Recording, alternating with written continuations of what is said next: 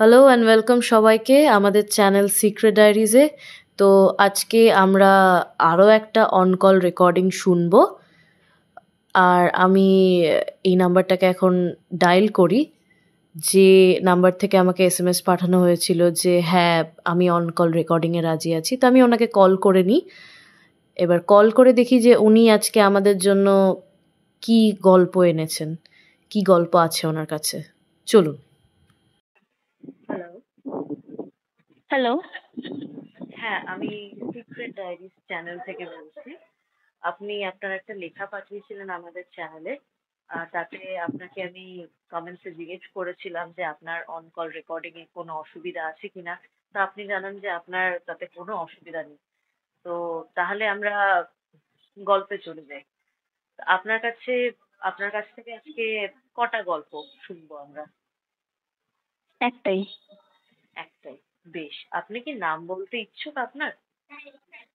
না, আমি আমার নাম বলতে ইচ্ছুক নই। ঠিক আছে, তাহলে আমরা আর কথা না বাড়িয়ে সোজাসুজি গল্পে চলে যাব। আপনি শুরু করুন। এই গল্পটা হলো আমার একটা দাদার। ওই ওরও নাম বলতে আমি ইচ্ছুক নই, তো আমি গল্পের জন্য আমি ধরে নিচ্ছি ওর নাম হলো রবি। তো আচ্ছা। ও হলো একজন ফটোগ্রাফার। তো মানে প্রফেশনাল ফটোগ্রাফার নয়, ও প্যাশনেট ফটোগ্রাফার। তো ও বেসিক্যালি কলকাতায় এসেছিল, মানে ও অ্যাকচুয়ালি আউট অফ স্টেট থাকে। ও থাকে আচ্ছা। ও কলকাতায় মেনলি এসেছিল ওই আহ, এরকম প্যাশনেটলি কিছু ফটোগ্রাফি করার উদ্দেশ্যে। আর যেহেতু আমরা সবাই জানি আমাদের কলকাতা হলো একটা হেরিটেজ শহর, তো ওই কারণে ওই হেরিটেজটাকে তুলতে মেনলি এসেছিল। আর ওর একটা অ্যাট্রাকশন আছে মেনলি অ্যাবান্ডান্ট জায়গা যেগুলো আর কি আর ইউজ হয় না, এরকম পরিত্যক্ত অ্যাবান্ডান্ট। জায়গা। হ্যাঁ, পরিত্যক্ত জায়গা গুলোতে মেনলি ফটোগ্রাফি করার ইন্টারেস্টটা একটু বেশি আছে। তো ও ওরই এই গল্পটা, ওরই একটা অভিজ্ঞতা হয়েছিল কলকাতায়, আচ্ছা। সেটারই গল্প। তো ও আর কি এরকম ছবি তুলতে এসেছিল, কদিন আমাদের বাড়িতেও ছিল। তারপরে ও নানান জায়গায় পুরো কলকাতা শহরে, এবার কলকাতা শহরে তো এক জায়গায় খালি থাকলে পুরো জায়গাটা তো কভার করা সম্ভব নয়। না, তো না। আমাদের বাড়ি যেমন নর্থ কলকাতায়, তো নর্থ কলকাতায় থাকা কভার করার সময় ও আমাদের বাড়িতে ছিল। তারপরে সাউথ কলকাতায় যখন কভার করেছে তখন ও সাউথের দিকে আর কি নানান হোটেল আর কি মানে হোটেলে থেকে থেকে আর কি কভার করেছে। এবারে অনেক জায়গা ছিল এরকম আর কি, যেটা হয় না এরকম রটনা রিউমার্স যে হ্যাঁ। ওখানে যাবেন না, এখানে যাওয়াটা উচিত না, এরকম আরো অনেক রকমের জায়গা ছিল। সেখানে সেখানেও ও গেছে। ইভেন আমাদের কলকাতার পুতুল বাড়িতেও ও গেছিল, ওখানেও কভার করে এসেছে। ওখানে যেমন আমরা কি শুনেছি যে ওটা নাকি একটা হন্টেড প্লেস, কিন্তু ওখানে গিয়ে ও যখন ওর সাথে গেছিলাম জানতে পেরেছিলাম যে ওটা কিন্তু কোনো ভৌতিক জায়গা নয়। মানে আগে কি ছিল না ছিল সেটা ঠিক বলতে পারবো না, কিন্তু এখন আর কি কোনো রকম কোনো এক্সপিরিয়েন্স ওখানে হয় না। খালি আচ্ছা। আমাদের বলে নয়, ওখানে আশেপাশে যারা বস্তিগুলো আছে বস্তিতেও আর কি লোকজনের থেকে জানতে পেরেছিলাম যে কিছুই হয় না ওখানে, মানে এই সবই নাকি ভুয়ো কথা। তো হ্যাঁ, মানে ওটা তো আমি এবারে শুনেছি এখন একটা ছাপাখানা হয়ে গেছে। হ্যাঁ প্রিন্টিং এর কাজ ঠিকই, চলে। হ্যাঁ। হ্যাঁ হ্যাঁ ঠিকই, ছাপাখানা হয়ে গেছে। হুম। তো উম,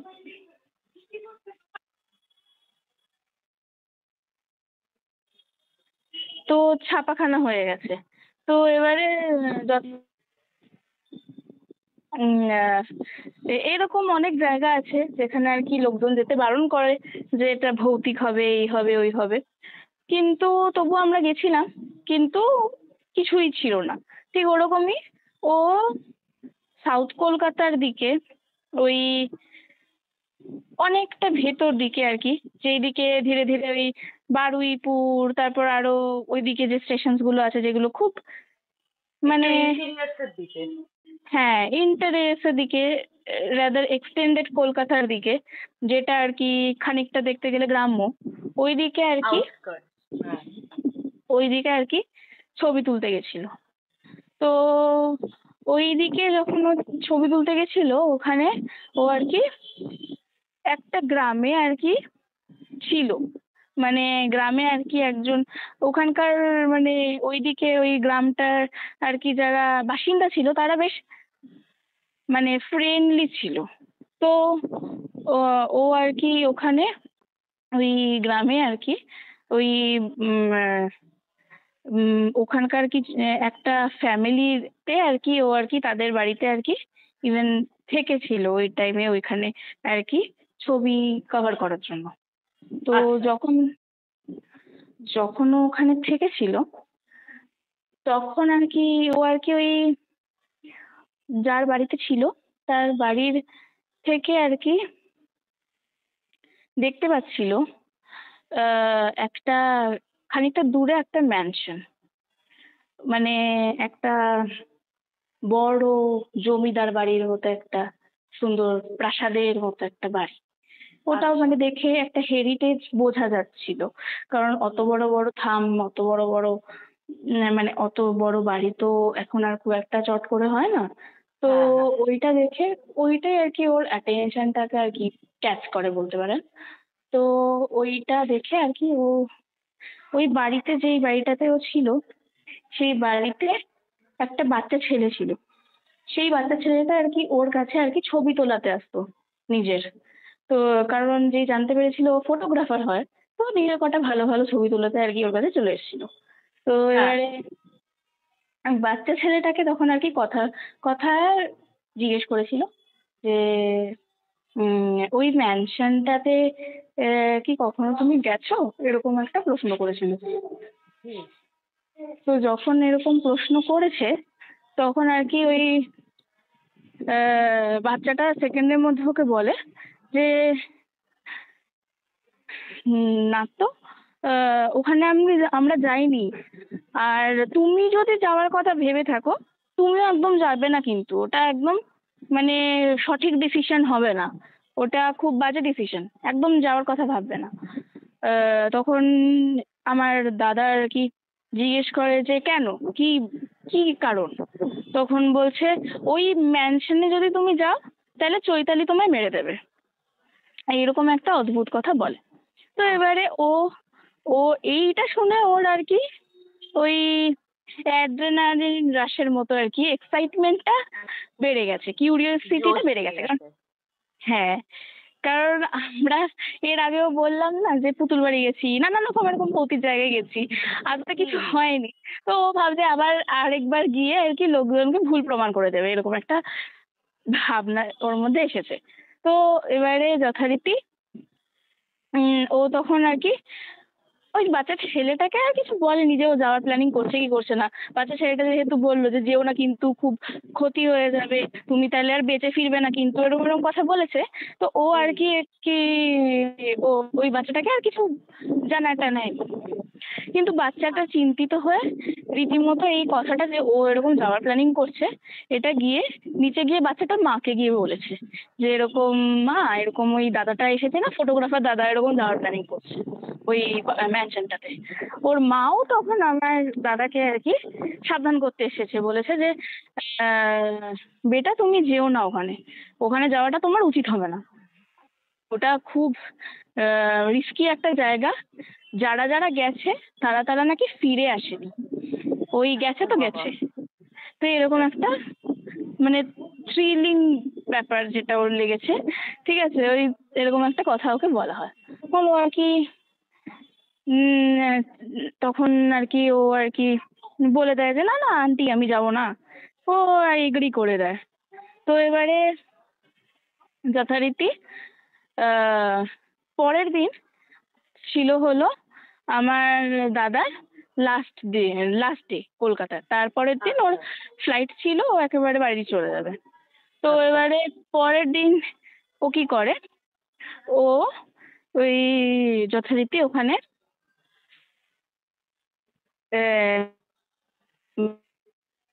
ব্রেকফাস্ট করে ওদের বাড়িতে, ব্রেকফাস্ট করে ওখান থেকে ওই ছবি তুলতে যাওয়ার ভান করে ওখান থেকে বাড়িটা থেকে বেরিয়ে যায়, ওদের বাড়ি আচ্ছা। থেকে।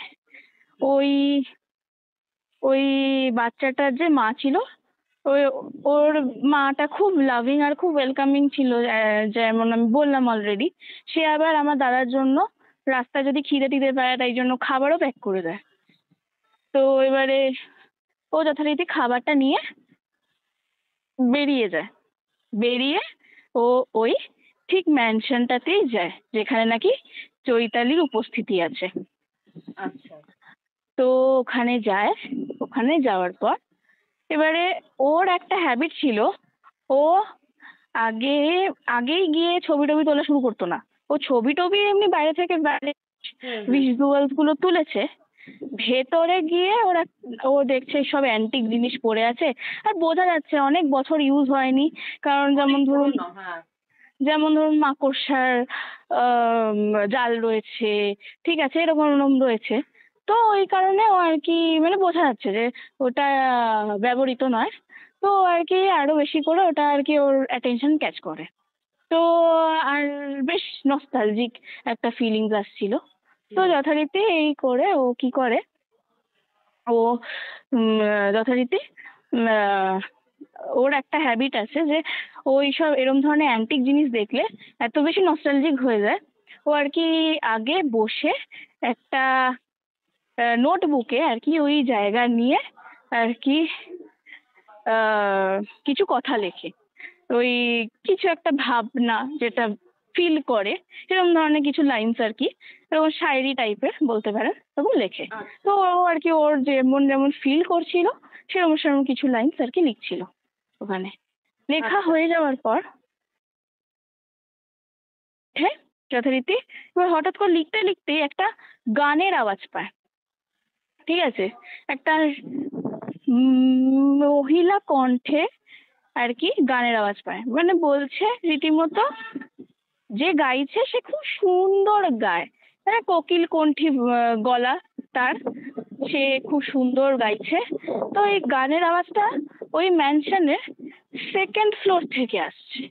তো ও যথারীতি সিঁড়ি দিয়ে উঠে সেকেন্ড ফ্লোরে যায়। ও যখন সেকেন্ড ফ্লোরে গেছে তখন গিয়ে দেখে একটা রুমের মধ্যে একটা মেয়ে, ওই মেয়েটা পেছন ফিরে দাঁড়িয়ে আছে আর গান গাইছে। মানে বিশাল, ওর দিকে পেছনটা আছে তাই তো ওই মেয়েটার? হ্যাঁ হ্যাঁ, ওর দিকে পেছনটা আছে। বিশাল লম্বা চুল, আর মানে যা দেখেছে আর যা গলার স্বর শুনেছে তারপর এক প্রকার ওই বলতে পারেন ক্রাশ খেয়ে গেছে। তো ওর আকৃষ্ট হয়ে গেছে। হ্যাঁ খুব ভাল লেগেছে। ধীরে ধীরে ওই মেয়েটার কাছে গেছে। কাছে গিয়ে ও যখন মেয়েটাকে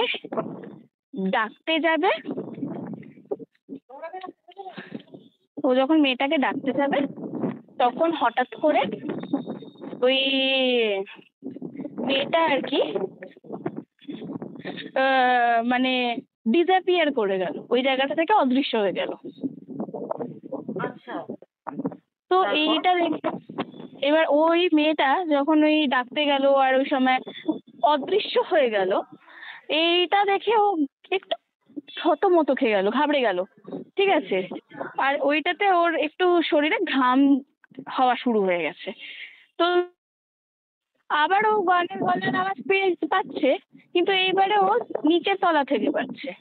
ও যথারীতি ওই ম্যানশনের নিচের তলায় গেছে, যেখানে আর কি ও বসে বসে আর কি গান লিখছিল, মানে ওই শায়রি লিখছিল।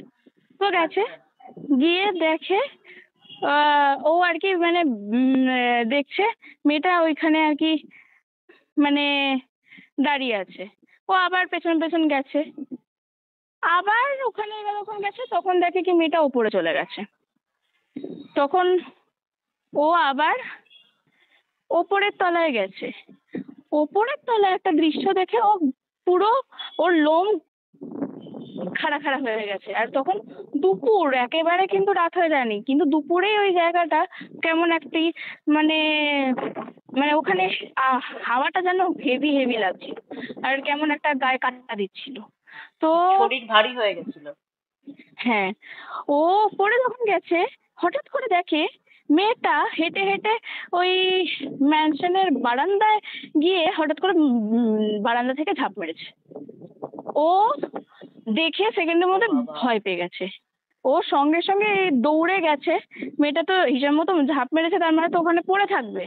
গিয়ে দেখে ওখানে কিছু নেই, ডিসঅ্যাপিয়ার, কিচ্ছু নেই। এই হয়ে ও আবার নিচে এসেছে। যখন নিচে এসেছে তখন হঠাৎ করে সদর দরজার কাছে, তখন হঠাৎ করে পেছন দিক থেকে হঠাৎ করে একটা আওয়াজ পায়। মেয়েটা ওর কানের কাছে এসে বলছে, রবি তুই কি আমাকে দিয়ে খুঁজতে এসেছিস, এরম ভাবে বলেছে। যেই বলেছে ও প্রচন্ড ভয় পেয়ে গেছে, আর ও বুঝে গেছে সামথিং ইজ রং, সত্যি এখানে কিছু একটা ভুল আছে। কারণ এতক্ষণ ধরে যেটা দেখছিল, আর পুরো ও আর কি তলায় আর কি তাকিয়ে দেখতে পাচ্ছে পেছনে আর কি একজনের পা আছে, মানে ওই মেয়েটাইরই রয়েছে, মেয়েটাই দাঁড়িয়ে ওকে আর কি ডাকছে। এবারে ও ছোটবেলা থেকেই আর কি একটা জিনিস আমাদের ঠাকুরদা, দিদা এদের কাছে শুনে বড় হয়েছে, আমরা আর কি আগাগোড়াই এইসব শুনে এসেছি, যে সেটা হলো কোনো মানে পেছন দিক থেকে জেনারেলি নিশির ডাক হয়। আর এরকম কখনো ডাক শুনলে কখনো ফিরে তাকাতে নেই। ফিরে তাকালে তাহলে কি হয় সেটা আমরা কেউ জানি না। অনেকে কপাল ভালো থাকলে অল্পের ওপর দিয়ে বেরিয়ে যায়, অজ্ঞান হয়ে পড়ে যায় খালি। আর অনেকের কপাল ভালো থাকলে কি হয় সেটা কেউ কারোর জানা নেই। তো যথারীতি ও যেই দেখেছে পেছন দিকে কেউ একজন দাঁড়িয়ে আছে, ও আর সাহসে কুলায়নি, ও আর পেছন দিকে ফিরে তাকায়নি। সেকেন্ডের মধ্যে ওখান থেকে দৌড় বেরিয়ে গেছে, মেশিন থেকে বেরিয়ে ও পালিয়ে গেছে। ওর যখন বেরিয়ে গেছে তখন একটা আঁচড় ফিল করেছে ওর পিঠে। ও তাও দাঁড়ায়নি, ও মানে হাঁপ ছেড়ে বেঁচেছে। দৌড়াতে দৌড়াতে দৌড়াতে দৌড়াতে ফাইনালি অনেকটা এসে ওই যে ভিলেজটাতে আর কি ও ছিল, ওই ভিলেজে এসে পুরো উল্টে পড়েছে, পড়ে অজ্ঞান হয়ে গেছে, সেন্সলেস। ওখানে গিয়ে যেন ওর হাঁপ ছাড়লো এরকম, পুরো এক দৌড়ে পালিয়ে এসছে। হ্যাঁ, পুরো তখন অলমোস্ট সন্ধে হয়ে গেছে। তখন আর কি ওই ভিলেজে লোকজন যারা ছিল, ওখানকার ওই ভিলেজের বাসিন্দা, ওই গ্রামের বাসিন্দারা ওইখানে মেনলি যাদের বাড়িতে ওই ছেলেটা ছিল, ওনারা আর কি সঙ্গে সঙ্গে ওকে তুলে নিয়ে ওনাদের বাড়িতে আবার নিয়ে যায়। তখন আর কি ছেলেটা বলে যে ওর পিঠটা জ্বলছে। তো এবারে ব্যাপারটা হলো যে নর্মালি জন্তু জানোয়ারে যদি আঁচড় মারে আমাদের তো জামাটা ও আর কি আঁচড়ে ছিঁড়ে যাবে না। তো বাইরে থেকে কিন্তু জামাটা ছেড়েনি কিন্তু। তো ওই কারণে ও যখন বলেছে পিঠটা জ্বলছে, কেউ বুঝতে পারেনি, পাত্তা দেয়নি। মানে পাত্তা দেয়নি ইন দ্য সেন্স বুঝতে পারেনি, বলছে কি করে জ্বলবে, জন্তু জানোয়ারে কিছু করলে তো তাহলে তো হিসাব মতো ছেঁড়া থাকবে। হ্যাঁ, ও তারপরে জামাটা যখন খুলেছে দেখে সত্যিকালে পিঠের মধ্যে 3 আঙুলের আঁচড়। 3 আঙুলের আঁচড় দেখে অনেকে ঘাবড়ে গেছে। আর ওর কাছে খালি ও ও ও ওর কপাল একটা ভালো ছিল, ও কোনো জিনিস এখানে ওখানে রেখে বাকিটা দেখতে এরকম যায়নি। ও পুরো ওর ওই খাতাটা, পেনটা, ওই ক্যামেরাটা পুরো গলায় নিয়েই আর কি ঘুরছিল। ইভেন ও রীতিমতো চৈতালিকে যখন পেছন দিকে মানে ওই মেয়েটাকে, ওই যে আকে আর কি ওই অবয়বটা দেখেছিল, পেছন দিক থেকে দেখে আমি বললাম ক্লাস খেয়ে গেছিল, ও তাই জন্য পেছন দিক থেকে আবার ছবিও তুলেছিল তার। ঠিক আছে, এবারে যাই হোক, যথারীতি এবারে ওর কন্ডিশন দেখে এই গ্রামের লোকজনগুলো বুঝে গেছে ও কিছু তো গড়বড় আছে। তখন ডাইরেক্টলি ওকে জিজ্ঞেস করে যে তুমি কি আমরা বারণ করা সত্ত্বেও এই বাড়িটাতে গেছিলে, এরকম ভাবে জিজ্ঞেস করে। তখন তখন অবশেষে স্বীকার করে যে হ্যাঁ আমি গেছিলাম।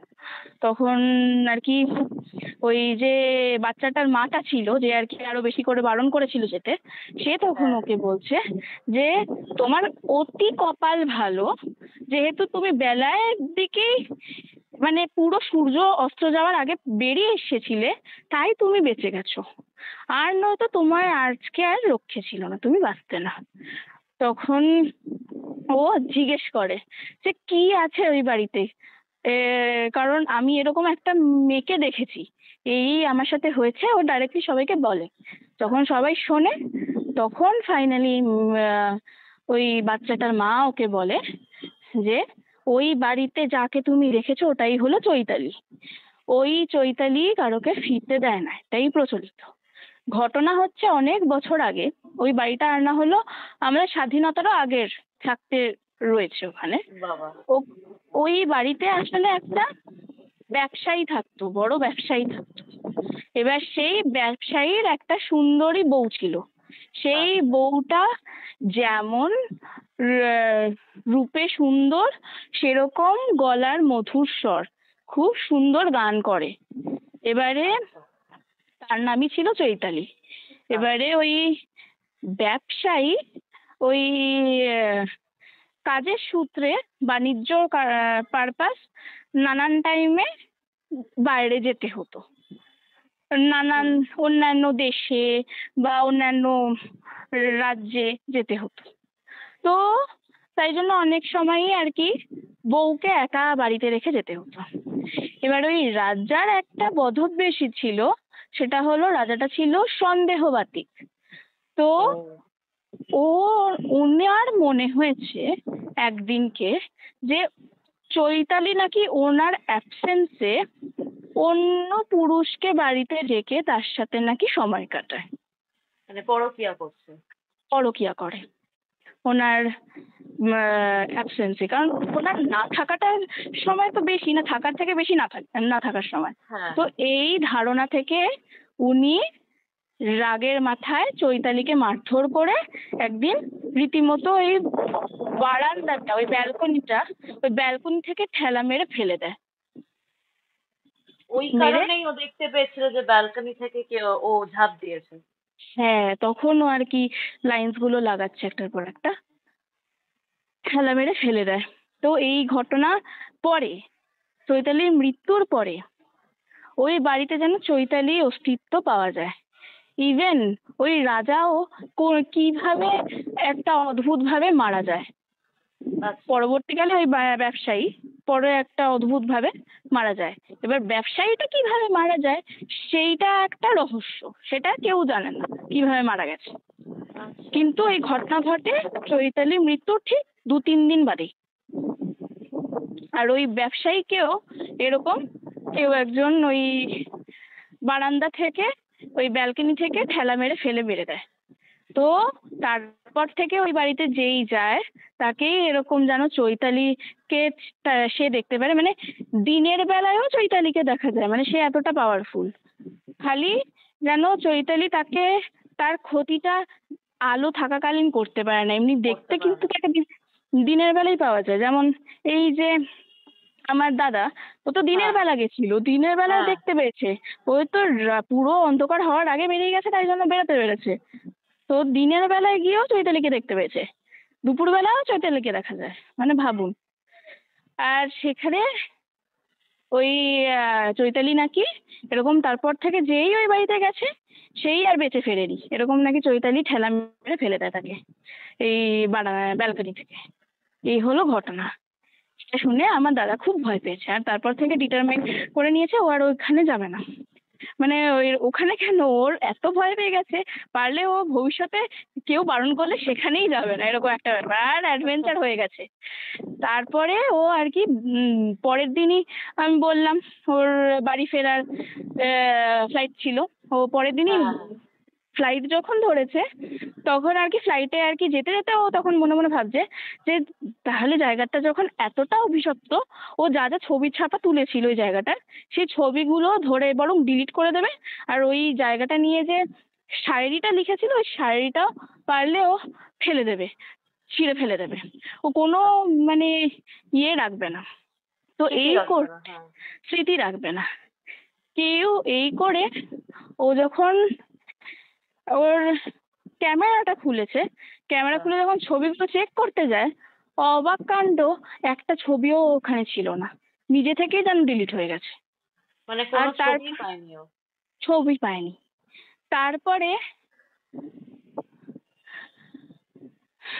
তারপরে ও যখন ওই ডায়েরিটা খোলে, ওর যেখানে শায়েরিটা লিখেছিল ওই ডায়েরিটা যখন খুলে দেখে ওই পেজটাও কেউ একজন যেন অলরেডি ছিঁড়ে দিয়েছে, আর নেই। এই হলো ঘটনা।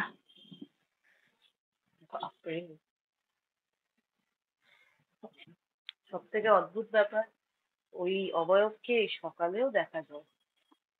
হ্যাঁ, আমরা জেনারেলি কি শুনেছি যে সকালে দেখা যায় না, দুপুরবেলাও তাদের এক্সিস্টেন্স হবে না, কারণ কথিত আছে যে দুপুর 3টে হলো খুব শুভ, ওটা হলো এঞ্জেলস আওয়ার, ঠিক হ্যাঁ, উল্টোটাই হলো ডেভিলস আওয়ার। তো তাই জন্য হিসাব মতো হওয়ার কথা নয় আরো বেশি করে, বাট হয়েছে মানে তো। মানে সে এতটাই পাওয়ারফুল যে দিনের আলোতেও তাকে দেখা যাচ্ছে।